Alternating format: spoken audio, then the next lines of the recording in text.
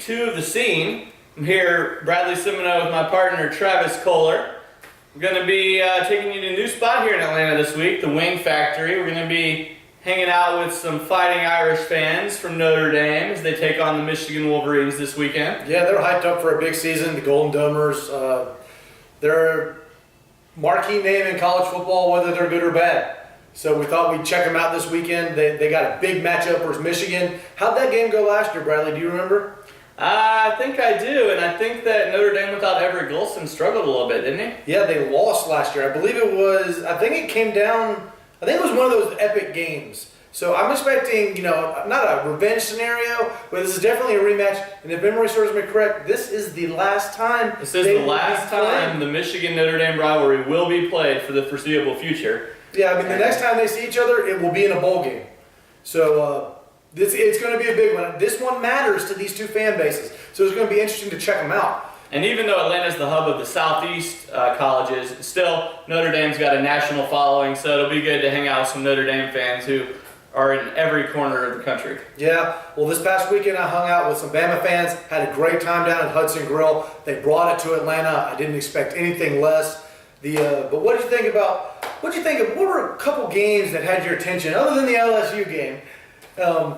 What were some games that caught your attention that you were thinking about might have any kind of implications on the season? Well, the number one game everybody's talking about isn't really even because of a game; it's because of a player. And yes, Kenny Hill did have a great game for Texas A&M, but I'm talking about Todd Gurley. The Georgia Bulldogs, Todd Gurley went off. He had a kick return for a touchdown. He had 190 yards rushing. He was on fire. He single-handedly helped the Bulldogs get a huge win at home against Clemson. I mean, what more can you say about the guy? Todd Gurley, he's a beast. He is a girly man.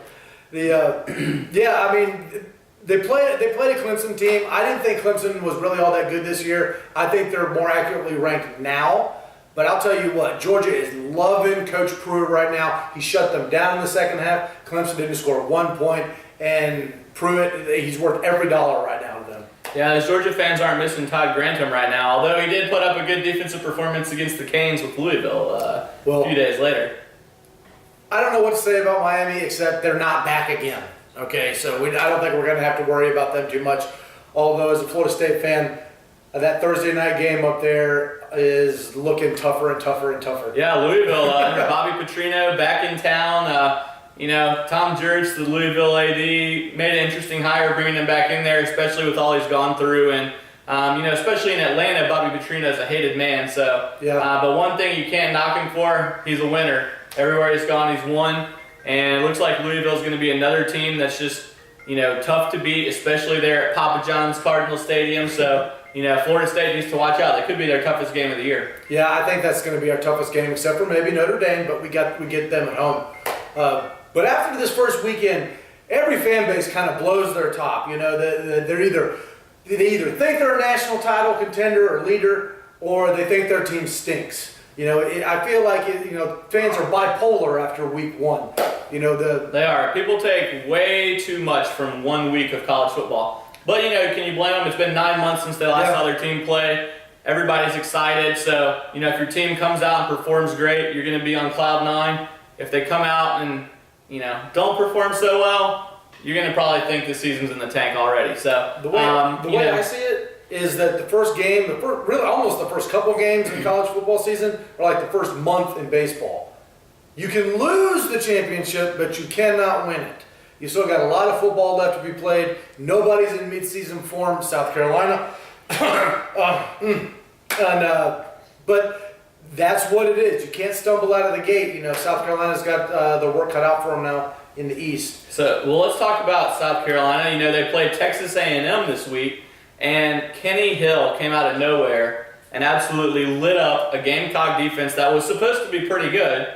Under Steve Spurrier, they've had a good defense. Well, I mean, it's an SEC defense. Yeah, so SEC defense. Of course, it's supposed to be tough. There's SEC defenses, 10 miles of crap, and then everybody else. Exactly. That's kind of the narrative. Johnny Manziel broke every record in the Texas A&M books over the past couple years.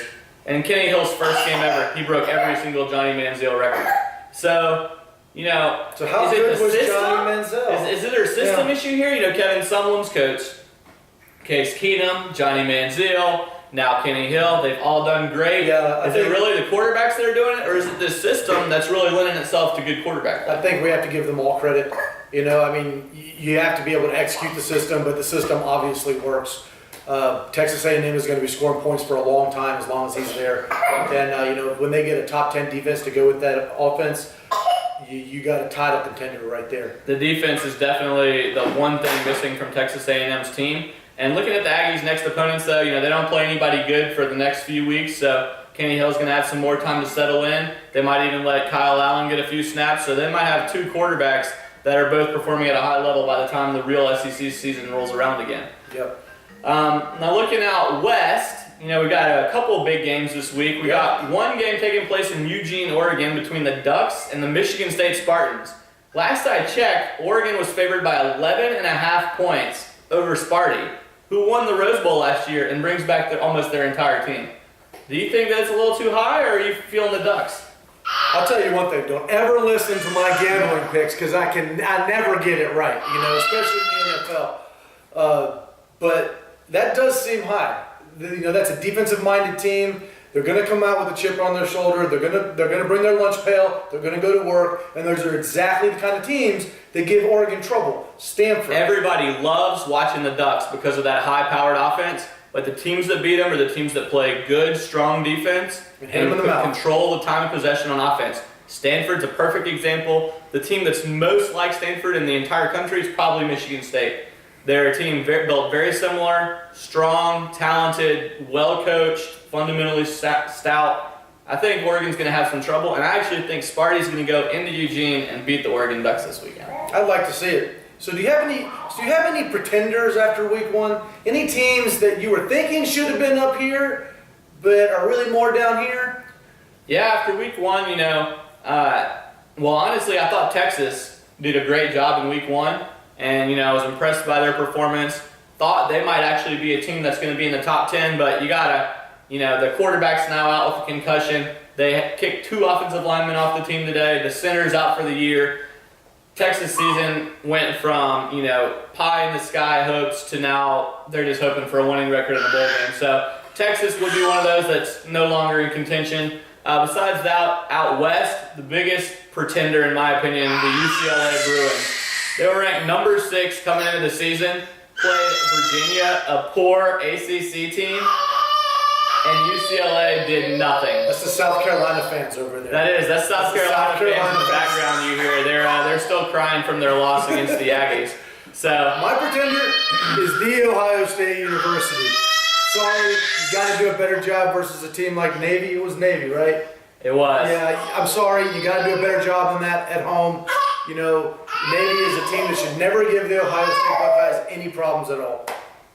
Now, we talked about a few pretenders.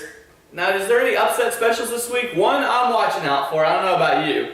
The Oklahoma Sooners are traveling across the state to play at Tulsa, which to me is weird.